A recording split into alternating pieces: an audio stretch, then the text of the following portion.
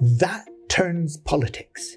And it is people power, because it's when people become aware, when they become conscientized, when they actually see the impact on their children's health, whether it's air pollution and asthma, they are then that force for change that take reluctant politicians with them.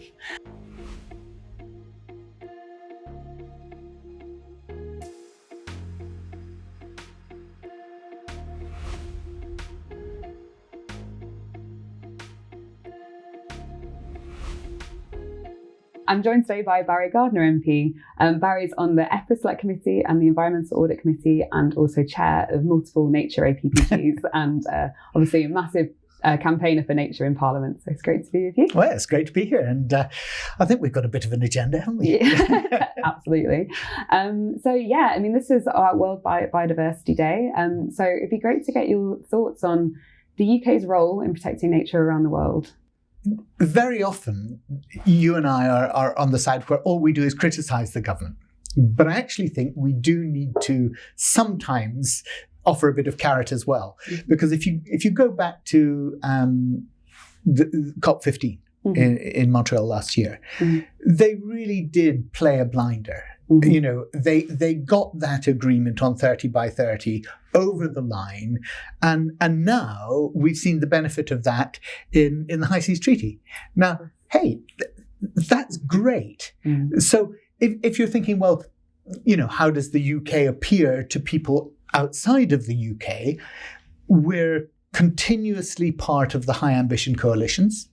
And so I want to say to the government, yeah, good, you're going in the right direction, but we need to go faster. We need to go faster because, we know that the climate window is closing, but we also know what's happening in biodiversity. And the days for regarding these two as separate crises is long gone. We have to understand this is one crisis. It's an environmental and climate crisis. So, yeah, I think on the whole, on some of the big international issues, they've done really well. But we don't have the time not to be pressing even more. Absolutely agree. So you mentioned the High Seas Treaty there. What do you think are the next steps? Obviously, we've got the 30 by 30 target. And then obviously it's kind of, time is ticking down before 2030. It seems like we've got a long time, but actually we really don't. We don't. But I don't think either you or I in Montreal would have said by March we would have a treaty to back it up. And we do. And that is really quite something. What now needs to happen, of course, is that treaty has to be ratified by everybody, and we have to put in place the resources and the enforcement. Because there's no point in having a treaty that you don't enforce. And that's where things, really start to get difficult. How do you hold people accountable? How do you do that through the states who are, who have ratified the treaty? So it's now moving to that phase about making sure that we are enforcing against any of our own vessels that are violating the treaty, anything that we're doing, our own companies and people are doing. And it's also about how we make sure that the appropriate port states are cognizant of what's going on in their own regions, and we're getting the monitoring and the enforcement right. That's absolutely very true. I mean, so obviously one of the great things about the High Seas Treaty is it gives the powers to the COP to be able to put in marine protected areas. Obviously, the UK has played quite a challenging role. Blue belt and all the rest of it. Yes. Absolutely. But in terms of kind of next steps for setting them up, do you think that this is something that Labour is going to be really championing as part of the kind of their political offering to the UK? Well, of course. Listen, I mean, I think there are a number of us within the Labour Party who see the possibility of being in government and thinking, what's the biggest change we can make to people's lives? For people who are starting out their life now, who will become adults and go on under a Labour government, what can we do for them? And there's all sorts of domestic things that we've got to consider, and housing is critical and all of that. But actually, making sure we can still inhabit the planet by the time, they're in their 80s and 90s, nothing's more important than that. So I think there is that real core of people within MPs, as well as councillors around the country within the Labour Party, who really are dedicated to that. I think we've got to formulate the policies to make sure that we do it. We've got to have words with our shadow chancellor to make sure that the resources are then there, because it is difficult. You come into government and what happens is, there's all these immediate priorities and we've got to make sure that everything is, properly accounted for and it's fully funded before we announce the policy. That's right. But those policies have to be ambitious. They have to actually tackle the problem to the extent of the seriousness of the problem. Yes. And very often that's where we can fall down. So I think we've really got to be bold. And do you think nature, as you mentioned earlier, nature and climate, they're obviously part of the same problem. Do you see that nature kind of gets a look in conversations around the money? Increasingly, but you're right. It's always been seen as the junior partner. I think COP15 was really important because I think for the first time, the eyes of the world came onto the CBD, the Convention on Biological Diversity, and said, actually, there's no point in solving the climate crisis if we don't understand how it is totally interconnected with the environmental crisis. And of course, people like David Attenborough have helped a little. So. Yeah, we love David. I mean, your role in Parliament, you sit on committees where you're kind of often scrutinising government. Is there anything specific that you'd want to talk about in terms of how, domestically we could be doing better? Because that would therefore kind of help on these international forums. If we can say, look, we're protecting 30 by 30 at home, I think it would help with the legitimacy. But I guess, do you have any thoughts on that? Of course. And very often it's the same problems. It's a problem of monitoring, of enforcement, and of resource. If you look at our international obligations, 90, whatever it is, some people would say 95%, some people would say just over 90% of the biodiversity for which the UK is responsible is actually in the overseas territories. And I cannot recall how many meetings I've had with Foreign Office officials and Foreign Office ministers talking about this, where they've simply tried to lay off the responsibility onto the OTs, onto the overseas territories themselves, and say, oh no, but it's their responsibility to come up with a plan of what they want to do, and blah, blah. But they've no money, and that internationally we are the people responsible for it. So if you're going to do something about our biodiversity obligations, you have to start by saying, okay, here's where we need action, and here's the financing that we need that is at the correct scale for the problem that exists. And sadly, that really hasn't been the case. I mean, in terms of the overseas territories, there's obviously the Sargasso Sea is one of the places that we are hoping that could be one of the first high seas MPAs. And that's obviously, we've worked closely with Bermuda. And do you have any kind of thoughts on that in terms of... Apart from how magnificent Mia Motley is? No. I mean, just what she's done is just fantastic. The way in which she has held the global community to account. You look at the Caribbean and you say, who are the people who stand out? Wow, she does. Look, the Sargasso Sea is absolutely critically important. It's the, King Stephen wouldn't have died but for the Sargasso Sea, right? He died of a surfeit of lampreys. it was, and the lampreys, of course, are the small elvers from the Sargasso Sea that breed only in the Sargasso Sea. I mean, our entire monarchical history, here we are, the year of the coronation, we've got to make these connections. What I'm saying is, we've got to make it real to people. We've got to make it, people think, well, what's our connection there? They don't see the connectivity with a part of the ocean that is so far away from us, and yet is so intimately connected. You saw the Wild Isles program talking about the salmon, the Atlantic salmon, and when you saw that delivered on film in the way that Attenborough did, you just had to marvel. And that makes the connection for people, because people then begin to understand these are creatures that travel thousands of miles to get back to their original spawning grounds. And they're jumping, flying 3 meters up waterfalls. It's incredible.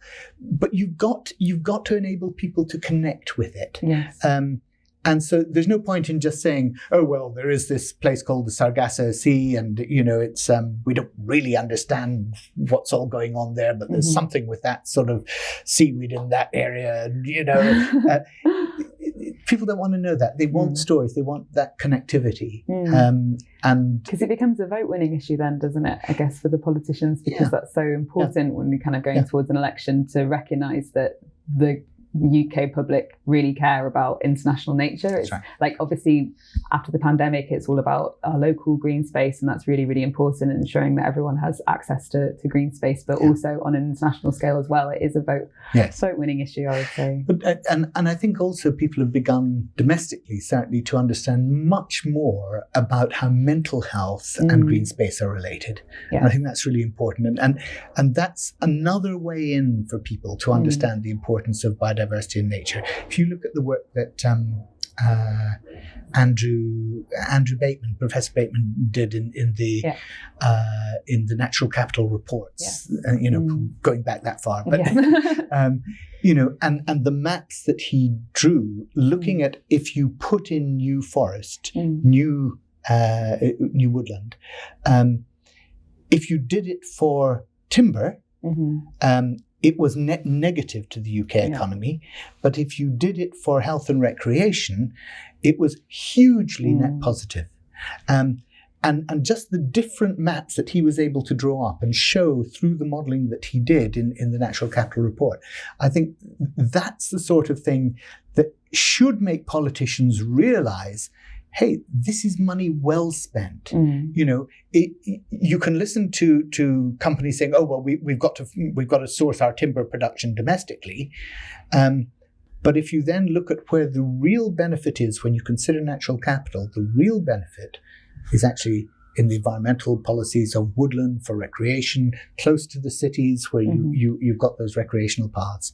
But that's where really good economics, such as people like Bateman were doing, is so important to understand actually the connectivity. And from there you go through to the Dasgupta review, and oh wow, isn't it just a pity no Treasury Minister has actually bothered to read it? Yeah, absolutely. Yeah. It's very true. I mean, it's making sure that it's really coming through to people. And I mean, would you say that in Labour's perspective, nature is kind of, and is as part of the treasury as well? Well, that's good. I'm not sure our shadow ministers have. But I'll keep prodding them. That's good to hear. I mean, it's great to have kind of MPs that are kind of championing nature. Do you feel like it's across party? There are a lot of kind of MPs across party. There are. Look, I mean, obviously on the select committees that I sit on, I work very closely with people like Caroline from the Green Party. I think Philip Dunn's a great chair of the Environmental Audit Select Committee, really good cross-party chair. So there are people in all parties where, we can make common cause, we can actually put a very powerful case to government. And I think it's one of the the big changes I've seen in Parliament is that increase in the authority and power of the select committee. I think the days of big speeches in the chamber changing anything are long gone. Yeah. But I think the select committees now actually do provide that powerful voice. It's a cross-party voice, produces the report that the government has to respond to. So, I think there is a good section of MPs in all parties who really want this to go well. Yeah, I love a parliamentary select committee. I mean, one of the ones that you're on is obviously the EFRA committee, and they had a plastic waste inquiry recently, and made a great recommendation that the government should be banning plastic waste exports completely to OECD and non-OECD countries because of the issues relating to kind of what happens when waste is mismanaged and dumped and burning abroad. Wondering if you wanted to kind of touch on that at all. I mean, I feel really sad that we're still here, because when I was Shadow Environment Minister back in 2012, 2013, whenever it was, 10 years ago, I was saying then that we needed to ban the EPR and the export plastic for notes for waste. And looking at the whole issue of waste electrical goods and the way that they ended up in other countries as toxic waste. Yet still, we haven't created the capacity in this country to stop exporting that plastic waste abroad. And the reason that the waste industry likes doing this is very simple. If you are putting a ton of plastic into the industry in the UK for recycling, it's a ton of plastic. But if it goes abroad, actually, all the sampling that has been done, and it isn't done by government, and that's the point, it's about 70% plastic and 30% rubbish. And they bundle it in, but they still get paid for a ton of plastic. So it's absolutely clear, unless you create the capacity in country, put a ban on export, and in particular, clamp down on the waste electrical stuff, but also creating a process within the UK, this idea that, you can take your old printer cartridge back to the shop and the shop is obliged by law to take it from you. I'm sorry, that's not good enough. It really isn't. How many of us take our printer cartridges back, our domestic printer cartridges or our electrical equipment? It's difficult enough even to find a battery deposit in Parliament, for goodness sake. They used to have those tubes that you stuck them into. I don't know where my nearest one is anymore. We're just not creating the capacity domestically to do this right, and we need to. And of course, a big part of it is making sure that it's underpinned by holistic reduction strategies. I think we often, it's kind of already happened in this conversation. We're thinking about recycling, but we really need to kind of have some radical reduction. And we start with design. And it's design, it's modular design at the beginning so that parts are replaceable, renewable, and not allowing everybody just to go off in their own way and create something that cannot interface with everybody else. And of course, that's what companies and markets want to do. They want to create their product as the only one that can be utilized and bought. But that's where, looking at this from the point of view of a framework of regulation, we need to get it right. Design it correctly in the first place and make sure that you've got your reduction strategies, and then only what is essential you then have to deal with in other ways as a resource. No such thing as waste as a resource. Going back to World Biodiversity Day, what can the UK government do to make sure that these conversations at the kind of the global plastic treaty level, which is obviously a really exciting moment, we've got this once in a generation opportunity to really kind of tackle the plastic waste crisis. And the UK is in the High Ambition Coalition. What can the UK really kind of do to make sure that it's focusing on the whole life cycle of plastic? As you say, there's no such thing as waste. It's all resources. But get it right domestically. There's no point in strutting on a stage internationally if you haven't got it right domestically, and we clearly haven't yet. Yeah. I mean, have you got thoughts on the deposit return scheme? Yes, that is one element that will help, of course. But we don't just need it for. We need it for everything. We need actually to be making sure that everything that we have can be brought back into reuse. It's not just, let's go back to the 1950s and take your soda bottles back to the counter to get your threepence. It's got to be more than that. Yeah. I mean, I always like to think that DRS is kind of the entry level to reuse, like a proper reuse economy. So I think making sure that reuse is a really massive part of the plastics treaty and kind of the UK's offering, I think is very key. You're obviously been doing a lot of campaigning in Parliament. What kind of campaigns have you got going on at the moment? Would you like to talk about? Well, I suppose the most exciting one has been the Arctic, and the inquiry that we're engaged on in the Environmental Audit Select Committee into Arctic science. And of course, it's incredibly topical as well. Topical for geopolitical reasons. The fact that scientific cooperation has now ceased with Russia, the fact that Russia's withdrawn from the Arctic Council, these are huge issues, and they affect climate science in a really important way. And anybody who thinks, that climate and biodiversity is separated simply has to look at the Arctic. What are the implications here? Why is it that Atlantic cod are now moving so far north so that our fishermen are having to go even further to try and get them? Not that they should be, given the cod stocks, but the implications are enormous. The whole way in which the biome is changing is really worrying. We were with an Italian scientist up there who was looking at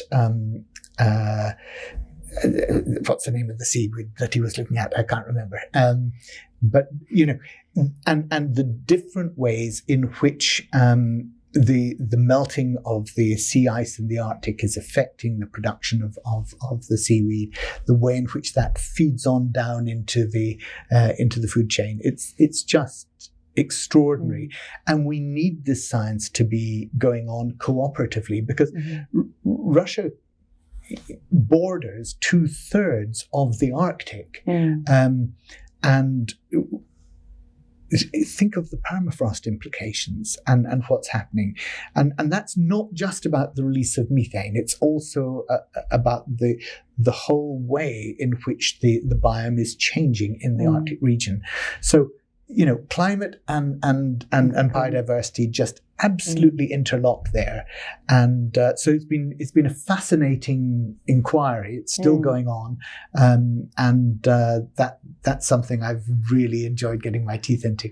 Yeah, I think the connection between climate and kind of the ocean currents and the ecosystems is really important. Yeah. And I guess that brings me on to kind of the UK's position on deep sea mining. It certainly does, doesn't it? Yes. Yeah, I mean, I would be interested to hear your thoughts on whether you think that the UK's position, obviously we've been celebrating the UK's role in the High Seas Treaty, whether there is inconsistency with our position on deep sea mining, because there are countries that are calling for a moratorium or a precautionary pause on deep sea mining, whereas the UK hasn't publicly done that yet. So have you had any thoughts on that? Yeah, the International Seabed Agency, it's critical that we adopt a protective approach. And Article 145 of UNCLOS puts that obligation on the ISA. If you look at the research that's been ongoing now since about 1989 on the plainal abyss off Peru, where they ploughed the seabed around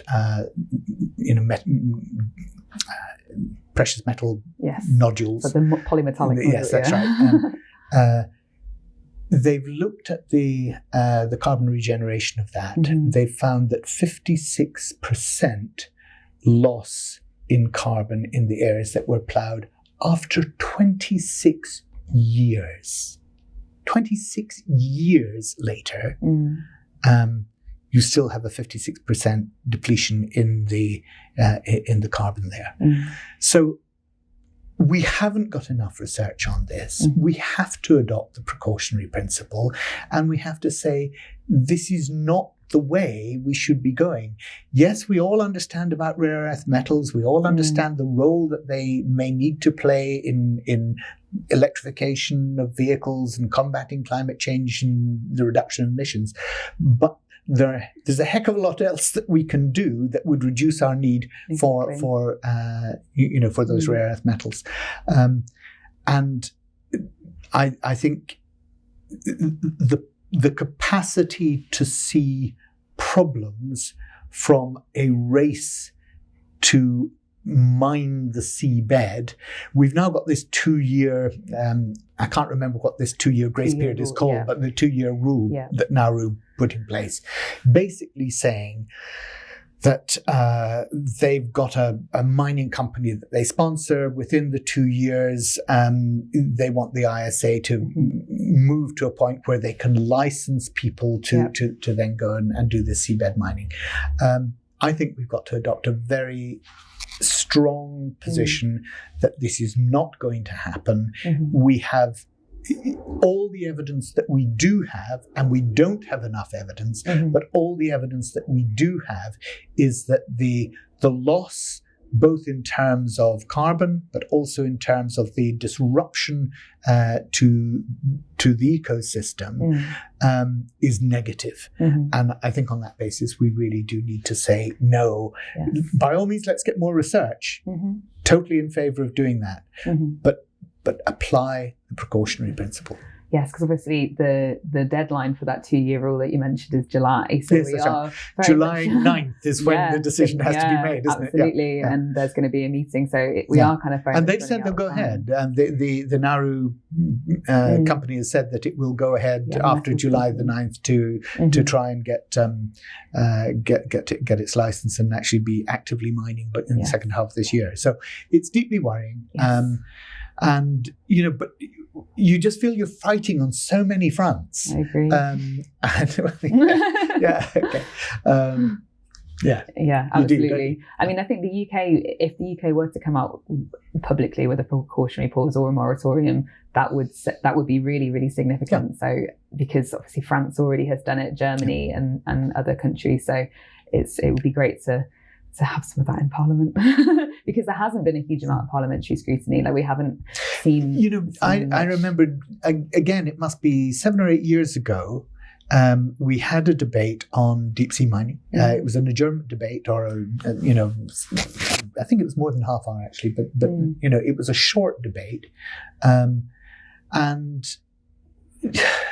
not very well. That's the only debate I can remember actually on deep sea mining in all the time I've been in Parliament.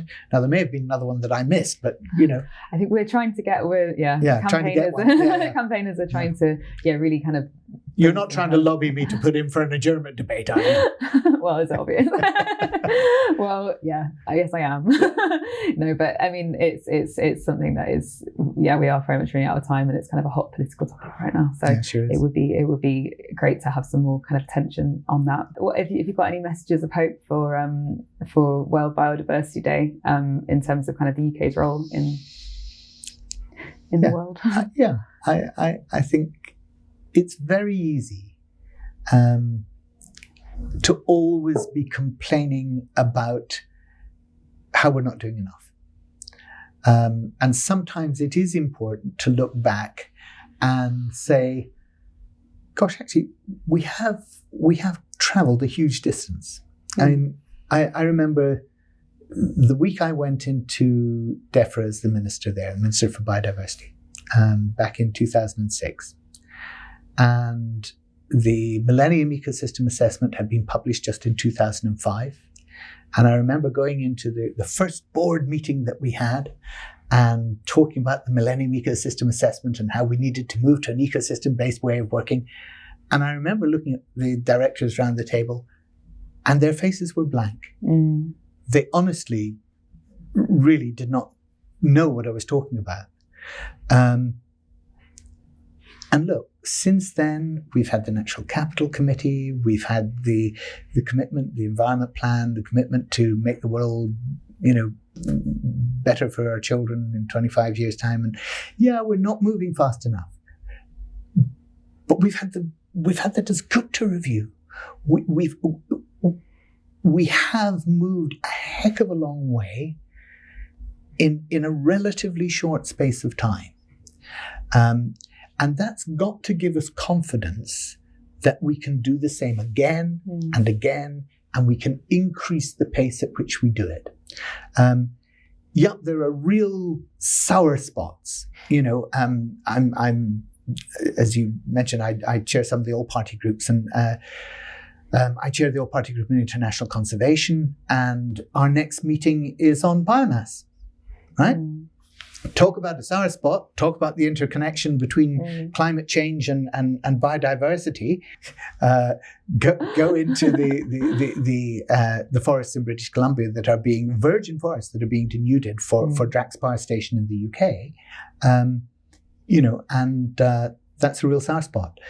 But actually, the fact that now that whole tide around biomass is beginning to turn, and public opinion is aware that this is no longer the solution that they thought it was. And there come these moments when the public just get it. And they say, hey, what do you mean you spent £11 billion of our money subsidizing this rubbish for the past decade? And that turns politics. And it is people power, because it's when people become aware, when they become conscientized, when they actually see the impact on their children's health, whether it's air pollution and asthma, they are then that force for change that take reluctant politicians with them. And so if there's a point of hope, it's in the people who are going to be watching this. It's in the people that are going to say, I don't want a world in which I look around me every day and I see, species, 59% of species in the latest Living Planet Index, 59% of species depletion globally. I want a world that is thriving and beautiful, and I want it for me, and I want it for my children, and I want my politicians to understand that that's important to me. So, point of hope, it's down to you guys. I feel very hopeful. Thank you very much for speaking to me today. Great to speak to you, Meg. So, Chamber connects councils to the Commons. You can follow the conversation by following Chamber on Twitter @Chamber Voice and on Instagram @Chamber UK. And you can visit the website of www.chamberuk.com.